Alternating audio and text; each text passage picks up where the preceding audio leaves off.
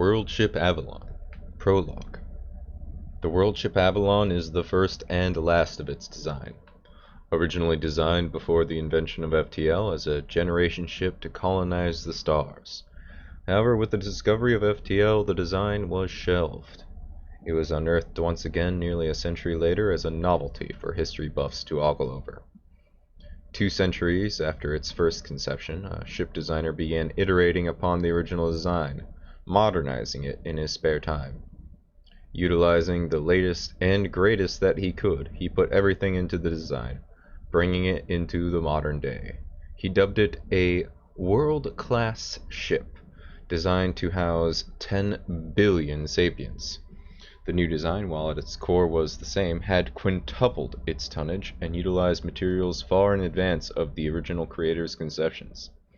Upon finishing his work, the designer put up the design for auction. It sold for a modest sum to a shipyard near the fringe of the galaxy and human territory. The shipyard disappeared a few years later, and no thought was given to it. The world-class ship's design, while novel, hadn't been a popular idea at the time.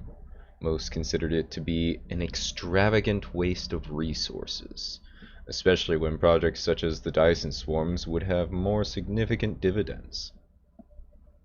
67 years after the auctioning of the world-class ship designs, humanity found itself on the losing side of an interstellar war. It had begun waging war against a parasite race that invaded the nervous system of other creatures and bent them to their will. Humanity was, generally speaking, resistant to this invasion of their minds. There were exceptions, and some humans found themselves taken captive, prisoners within their own minds and bodies, as an alien piloted them about like some sort of fleshy vehicle. However, these were indeed the exception, and due to this resistance, the parasites deemed humanity an unacceptable risk to their supremacy, and they began a war of annihilation. After 10 years, humanity was losing ground. Planet by planet, system by system, the parasites sought the total destruction of every human. And then rumors began to abound of a ship the size of some planets. It was escorted by an advanced fleet of warships, mobile shipyards, and other support vessels. It was going from world to world and evacuating them, sparing them from the slaughter.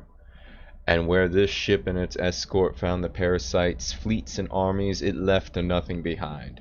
Fleets churned to scrap and slag before being fed into the processing plants of the mobile shipyards that swarmed about the world ship, as they spat out new ships to join the ranks that guarded humanity's newest home.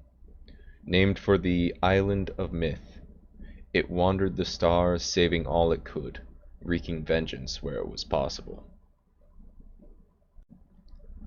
If you enjoyed this chapter, please hit that like button and let me know why you enjoyed it down in the comments below. If you aren't subscribed already, please hit that button so you can stay up to date with the latest entries. I hope you enjoyed, and I'll see you next time.